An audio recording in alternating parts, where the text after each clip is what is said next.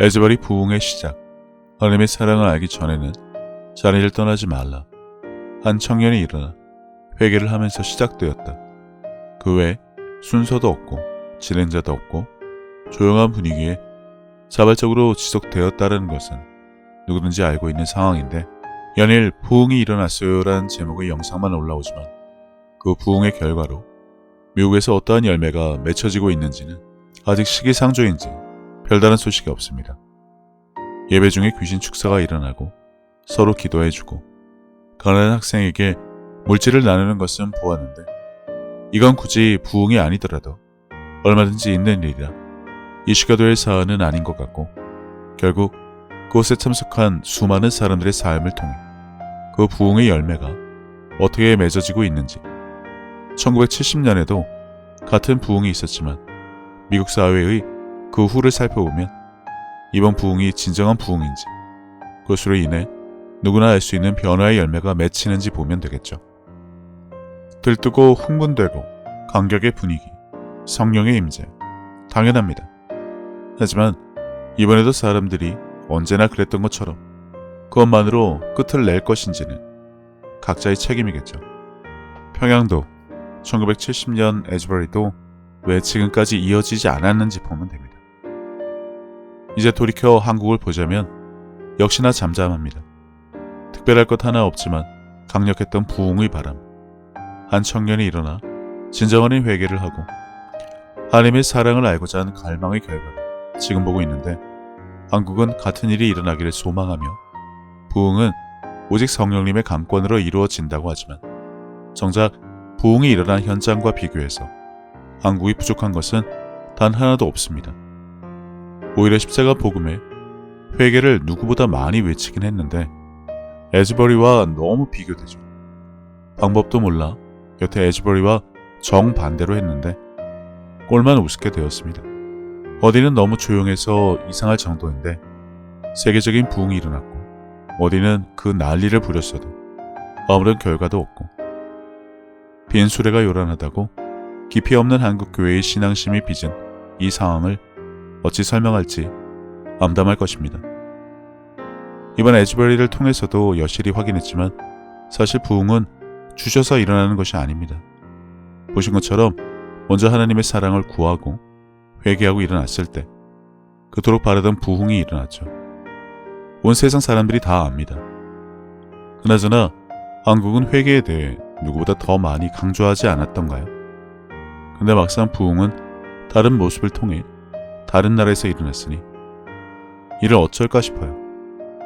결국 에즈버리와 비교하면 여태 한국 교회에서 한 회개는 진정한 회개가 아니었다인데, 망신도 이런 망신이 없네요. 마치 엘리야와 바알의 선지자들이 뱉을 것 같으니 말입니다. 누군 조용히 말로 해도 되는데 누군 주여 삼창에 춤추고 고함 지르고 임해달라고 목이 터져야 부르짖다가 다른 나라에 부흥이 일어났다니 한국에도 일어날 수 있는 기회로 여기기는커녕 다 집어치우고 남의 나라 일이나 좋아라 하고나 있고, 결국 한국은 에즈버리와 비교하면 진정한 회개가 없었고 하나님의 사랑을 알고자 일어나는 자 단 한 명도 없었다는 것이죠. 미국에서는 하나님을 찾고 회개하며 일어나자 부흥이 일어났습니다. 부흥을 주시니 그들이 하나님의 사랑을 알기 원하고 회개하며 일어나지 않았죠. 근데 여태 한국 교회는 부흥을 주세요라고 수십 년간 부르짖었죠. 무조건 조르고 달라고 받아야 하는 줄 알고나 있었지, 여태 허송세월한 것도 모자라 이 마당에 여전히 조용합니다. 온 세상이 다 알아버렸는데 아직도 에즈버리에서 일어난 일만 기쁘고 반기는 분위기에 언제 한국 땅으로 넘어오려나 목 빠지게 기다리기만 하지, 정작 이 땅에는 일어서는 청년도 교회도 목회자도 신학교도 없네요. 그러면서 부흥을 소망한다. 누군가 고양이 목에 방울 달아주기 기다리는지 몰라도 보고 알았으면 그대로 하면 되지 않나 싶어요. 지금 한국 신학교나 교회 어디서든 얼마든지 같은 일을 할 수 있는데 왜 단지 소망하고 반기는 분위기만 있는지 여전히 궁금할 뿐입니다. 이 와중에 모든 목회자와 교회 그리고 신자의 바람은 같습니다. 이 분위기 속에 우리 교회에 부흥이 일어나기를 그렇게 소망하고 성령의 불을 달라고. 얼마 전까지도 박혁 때문에 성령의 불은 있지도 않은 듯 폄훼를 하다가 순식간에 태세 전환을 해서 오히려 더 많은 교회가 성령의 불을 외치고 있으니 참 아이러니하죠. 딱 고양이 목에 방울달기입니다. 말은 많았지만 아무도 나서지 않습니다. 신앙이, 믿음이, 부흥에 대한 열망이 딱 그 정도란 것이죠. 그나저나 여태 금기시했던 말들도 버젓이하며 부흥을 소망하는데 방법을 알았으면 따라하기가 그리 어려울까요? 여태 해온 것이 있어서 하루아침에 바꾸자니 자꾸 눈치 보여서 언젠가는 부흥이 일어나겠죠. 그러면 이걸 기다렸다면서 전국에서 몰려올 것이고요. 어느 교회일지 신학교일지 모르겠지만 대박은 확실하게 보장될 것입니다.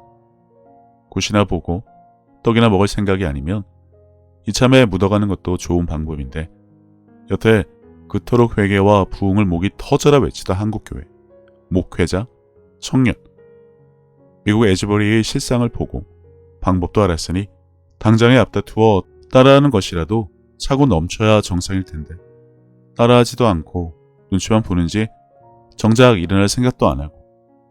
왜 그런가요? 왜 서로 안 하려고 들며 감 떨어지기만 기다릴까요? 여태 방법도 몰라 마구조비로 달라며 부르짖기는 한 것. 그렇게 회개를 강조했지만 한 나라가 미국의 한 청년보다 못한 회개를 했던 잘못. 이제와 바꾸면 뭐 어때요? 그토록 바라던 부흥이 온다는데. 근데로 이렇게 조용한 것을 보니 이제와 아무리 생각해봐도 한국교회는 부흥을 원하지 않는가 봅니다. 아무튼 체면 때문에 누가 나 대신 나서주기 바라며 서로 눈치들만 보는 것 같으니 옆에서 마냥 기다리며 지켜보렵니다. 목마른 사람이 우물 파겠죠.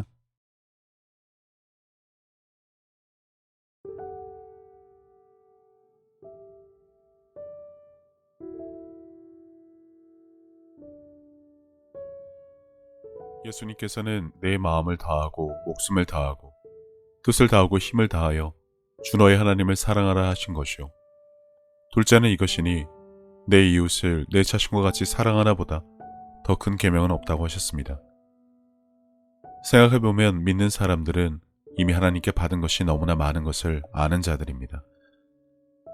예수님을 통해 죄사함과 구원을 받은 것부터 시작해서 살아 숨을 쉴 수 있는 공기와 바람, 맑고 푸른 하늘과 마실 물, 그리고 땅과 그 위와 아래의 많은 것들, 이미 오래전부터 내 주변에 있어 왔으니 당연한 것으로 여기며 우리는 여전히 값없이 공짜로 받아 그것들이 감사함을 잊고 살기는 했지만 그런 것 말고도 하나님으로부터 받은 사랑과 평안에 대해 생각하자면 끝이 없습니다.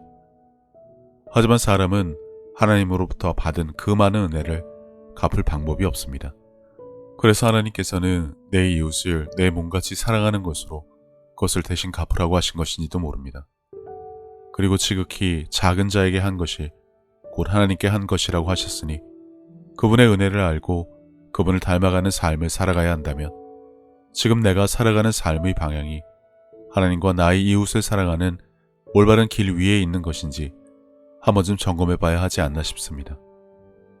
이와 같이 하나님의 뜻, 그분이 기뻐하실 일이 무엇인지 알고 내게 주어진 소명을 다하기 위해 끊임없이 힘쓰고 노력하는 것도 크리스찬들이 마땅히 해야 할 일이 아닐까라는 생각을 해봅니다. 이제는 세상 유행에 따라 요동치던 내 마음을 모두 내려놓고 혼자서 하나님의 뜻을 헤아리는 시간을 가져보시기를 권해봅니다. 하나님은 세상 모든 사람들을 사랑하십니다. 그렇기 때문에 당신이 사랑받기에 마땅한 사람인 것처럼 당신의 가족도 이웃도 그분에게는 마찬가지로 소중한 자녀들입니다. 당신이 어려운 상황을 겪었을 때 하나님께서 당신의 삶에 관여하실 수 있도록 마음의 문을 열고 그분을 신뢰하며 동행하는 삶을 살아왔듯이 이제 당신도 다른 사람들에게 먼저 다가가서 손을 내미는 귀한 삶이 되어주시기를 바랍니다. 예수님께서 주신 새 계명, 서로 사랑하라. 저도 늘 제 자리에서 최선을 다하여 섬기고 사랑하며 살도록 하겠습니다. 감사합니다.